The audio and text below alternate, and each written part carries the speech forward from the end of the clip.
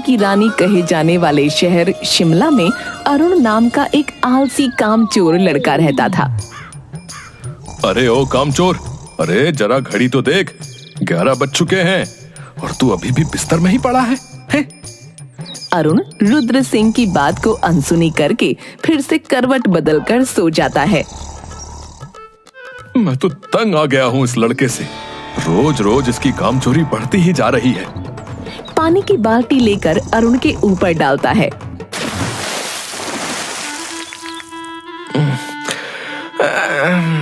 क्या बापू सोने भी नहीं देते?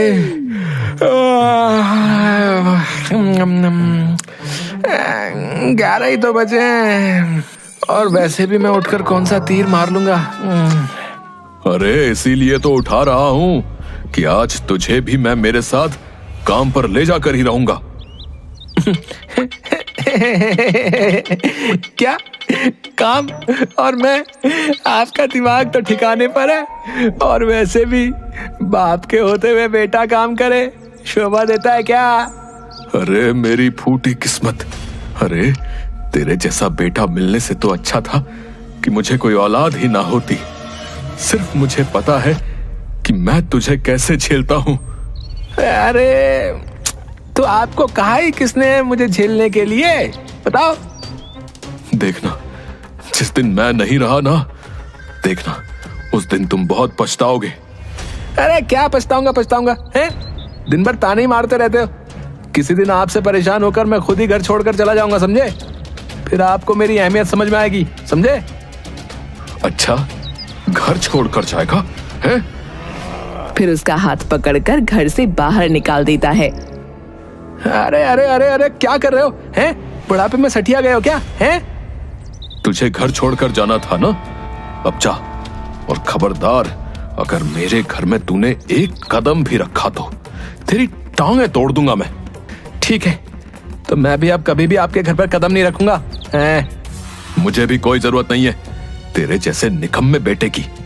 जा, निकल जा मेरे घर से, और कभी मुझे अपनी शक्ल भी मत दिखाना, समझा? फिर अरुण गुस्से में वहां से चला जाता है।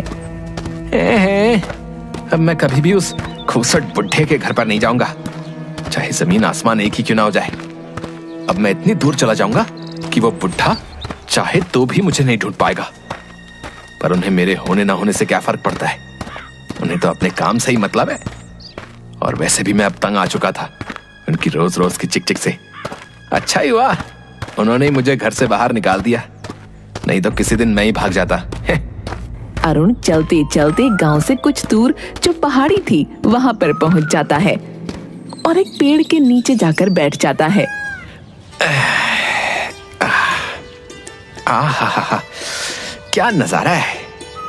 अब मैं बस यहाँ आराम कर सकता हूँ और मुझे कोई भी परेशान नहीं कर सकता। फिर अरुण उस पेड़ के नीचे सो जाता है। थोड़ी देर सोने के बाद उसे भूख लगती है और तभी पहाड़ी पर उसे कुछ लोगों की आवाज सुनाई पड़ती है। ओ तेरी, ये लोग यहाँ मेरी नींद खराब करने क्यों आए हैं? और इतने सारे लोग। अरे भाई, अरे ओ भाई, तुम यहाँ क्या कर रहे हो? अरे भाई, मैंने इस जगह का बड़ा नाम सुन रखा था। यहाँ पर हर रोज बहुत से लोग आते हैं, तो मैंने सोचा कि क्यों ना आज हम भी घूमने चले। क्या यहाँ पर इतने सारे लोग हर रोज आते हैं और मुझे कानों कान खबर नहीं? खैर मुझे क्या, अभी तो मुझे बहुत तेज भूख लग रही है। फिर वो इधर उधर खाने की तलाश में जाता है। अरे भैया, एक गर्मा गर्म समोसा और आधा किलो जलेबी बांध दो। हाँ, ये लो भैया, आपके 100 रुपए हुए। अरे पर पैसे तो मेरे पास नहीं है। अच्छा, पैसा नहीं है, हैं? ये दुकान क्या तेरे अब्बा की है, हैं? जो तू मुफ्त में खाने आ गया बे? अरे भैया, मेरे तो अब्बा भी मुझे मुफ्त में खाना नहीं देते। अरुण वहां से चला जाता है और फिर थोड़ी दूर जाकर उसे एक घर दिखाई देता है।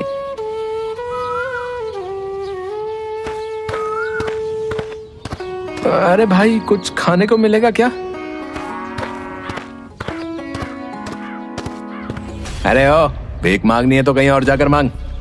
इतना हट्टा कट्टा तो है, कुछ काम धाम ही कर ले। आ जाते हैं सुबह सुबह मुंह उठाकर। अच्छा ठीक है भाई, खाना नहीं तो कम से कम थोड़ा पानी पिला दो। ठीक है। फिर वो आदमी अरुण के लिए पानी लेकर आता है। अरुण पानी पीकर फिर से उस पहाड़ पर चला जाता है।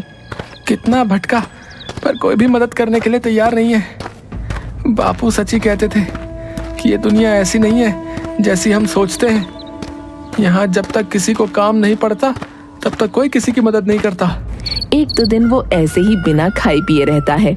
आज तो 2 दिन हो गए, पेट में कुछ भी नहीं गया। अगर आज और मैंने कुछ नहीं खाया तो मैं तो बिना मौत से ही मर जाऊंगा। एक काम करता हूँ, आज मैं किसी की थोड़ी बहुत मदद कर दूंगा तो वो कम से कम मुझे एक वक्त का खाना तो दे देगा। हाँ, यही सही है। फिर वो खाने की तलाश में फिर से पहाड़ी के नीचे गांव में जाता है।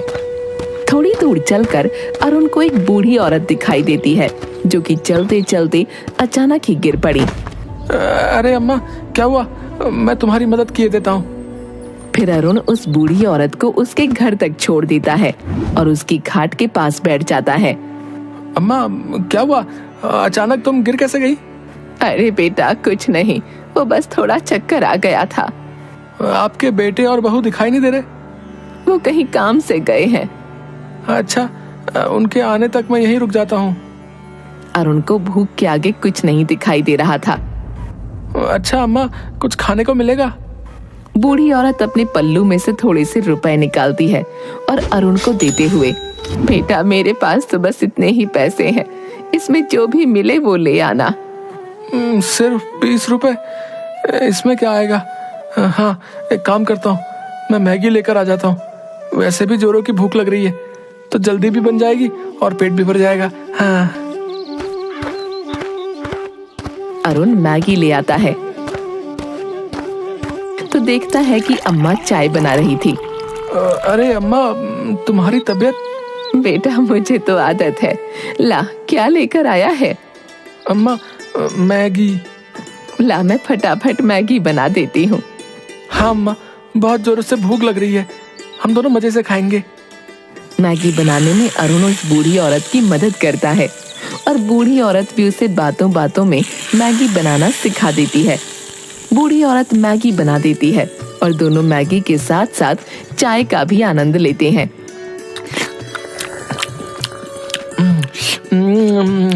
अरे वाह अम्मा, क्या मैगी बनाई है। ऐसी मैगी तो मैंने आज तक नहीं खाई। फिर दोनों मजे से चाय और मैगी खाते हैं। अरुण 1-2 दिन उस औरत के पास रहकर उसकी सेवा करता है। अगले दिन, अच्छा अम्मा, अब आप ठीक तो है ना? हाँ बेटा, अब मैं बिल्कुल ठीक हूँ। अच्छा तो अम्मा, अब मैं चलता हूँ। रुक जा बेटा, जाने से पहले मैं तुझे कुछ देना चाहती हूँ। क्या अम्मा? औरत उसके संदूक में से एक डिब्बा निकालती है। ये ले बेटा, इसमें एक खास तरह का जादू मसाला है। इसे बस चुटकी भर किसी भी व्यंजन में डालेंगे तो उसका स्वाद 4 गुना बढ़ जाएगा। अच्छा ठीक है अम्मा, अपना ध्यान रखना, अब मैं चलता हूँ। अरुण फिर से उस पहाड़ी पर चला जाता है।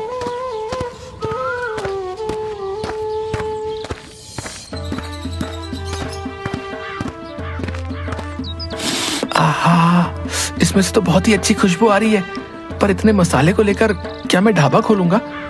हाँ, ये तो बहुत ही अच्छा आइडिया है, पर ढाबा किस चीज का खोलूं? वैसे भी मुझे तो कुछ बनाना ही नहीं आता। अरे हाँ, अम्मा ने मुझे मैगी बनानी सिखाई तो थी, और वैसे भी उसमें ज्यादा मेहनत भी नहीं होती, और यहाँ आसपास कोई मैगी की दुकान भी नहीं है। हाँ।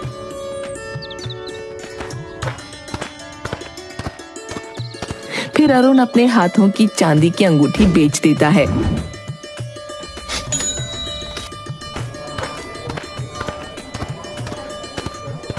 और आसपास से कुछ लकड़ियां और टेंट का जुगाड़ करके पहाड़ पर एक चाय और मैगी की दुकान खोल लेता है। अरुण की दुकान पर एक आदमी आता है। अरे भाई, 1 प्लेट चाय मैगी लगा ना? अरे हाँ, अभी लगाता हूँ।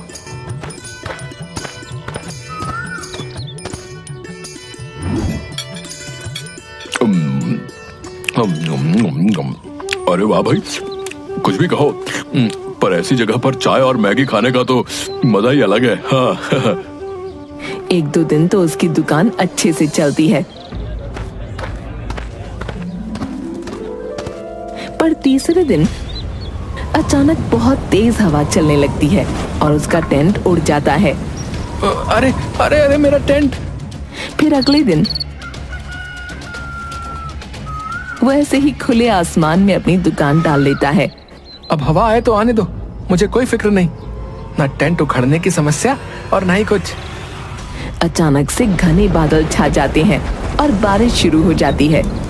अरे थोड़ी देर पहले तक तो मौसम पूरा साफ था, अचानक बारिश मेरा पूरा खाना खराब कर दिया। हे प्रभु, ये कौन सी परीक्षा ले रहा है तू? कहाँ मैं ऐशो आराम से अपनी जिंदगी जीता था और अब एक एक पैसे के लिए तरसना पड़ रहा है। फिर वो अपना बचा खुचा सामान लेकर पास ही के घर में मदद मांगने पहुंच जाता है।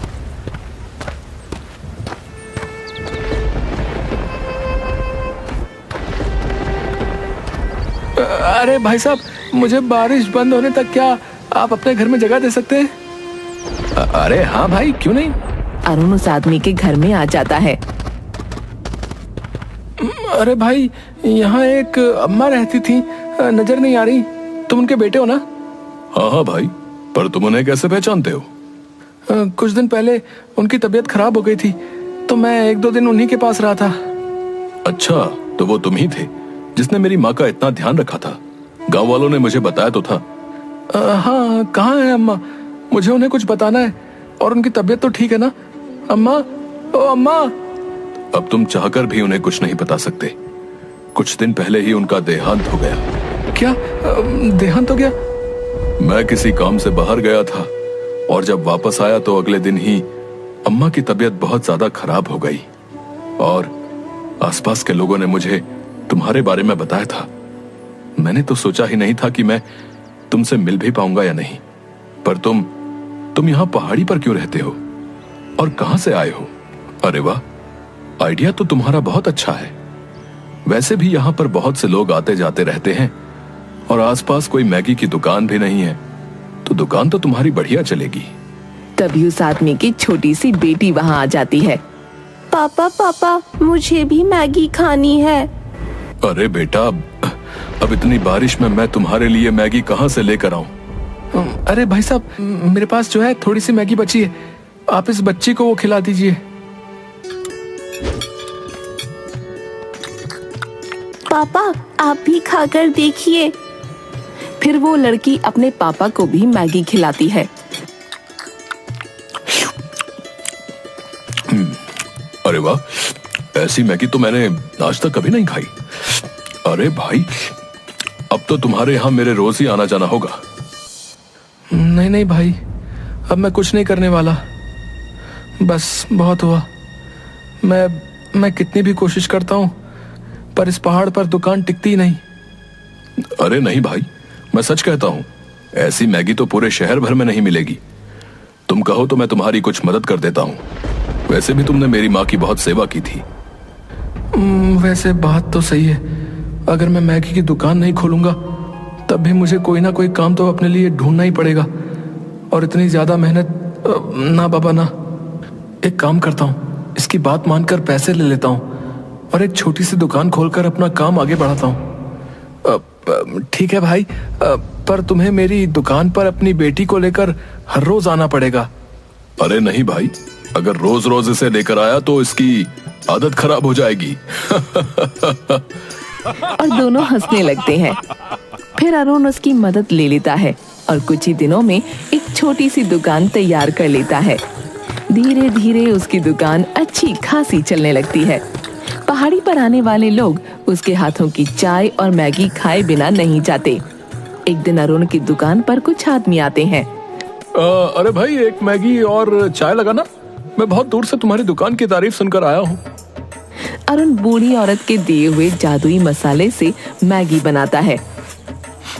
अरे भाई, खुशबू इतनी अच्छी आ रही है तो सोचो कि मैगी कितनी अच्छी होगी, है? फिर अरुण सभी को मैगी देता है।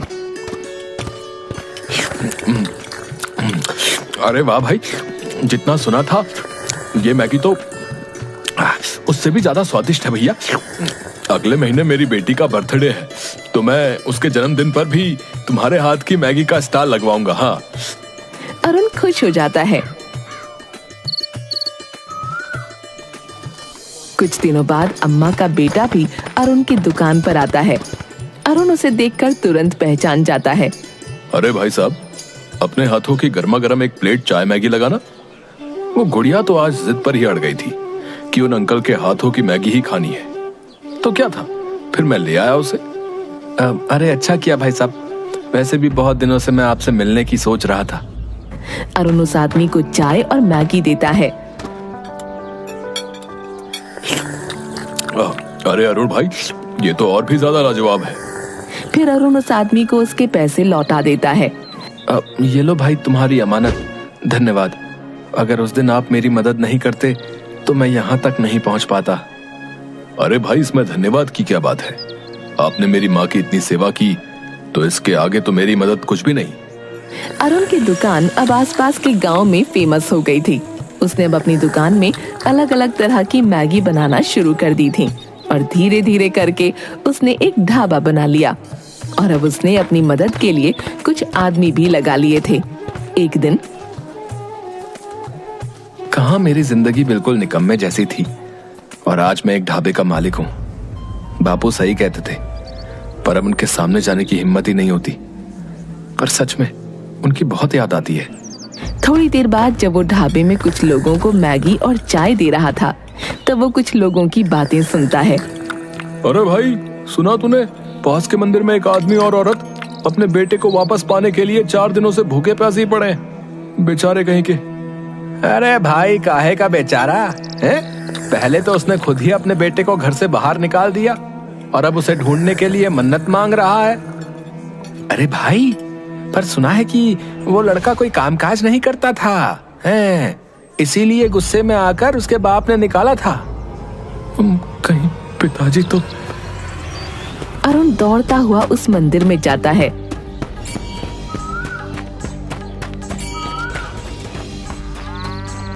मंदिर में पहुंचकर एक आदमी औरत को देखता है जो कि भूखे प्यासे मंदिर में बैठे थे। अरुण अपने पिता के पास जाकर उन्हें गले से लगा लेता है। रुद्र सिंह और अरुण दोनों की आंखों में आंसू होते हैं। रुद्र सिंह खड़ा होकर अरुण को गले से लगा लेता है। मुझे माफ कर दे मेरे बच्चे, मैंने तुझे दर बदर की ठोकर खाने के लिए घर से बाहर निकाल दिया। नहीं बापू, अगर उस दिन आप मुझे नहीं निकालते तो मैं इतने बड़े ढाबे का मालिक ना होता। मुझे माफ कर दो बापू, मैंने आपकी बात नहीं मानी। क्या ढाबे का मालिक? हाँ बापू, मैंने पहाड़ पर एक मैगी का ढाबा खोला है। और फिर रुद्र सिंह को सारी बातें बताता है। मैंने तुझे कहां कहां नहीं ढूंढा। चल अब घर चल। अरे बापू, पर आप पहले मेरे ढाबे पर तो चलिए। फिर अरुण अपने माँ और बाबा को ढाबे पर लेकर जाता है।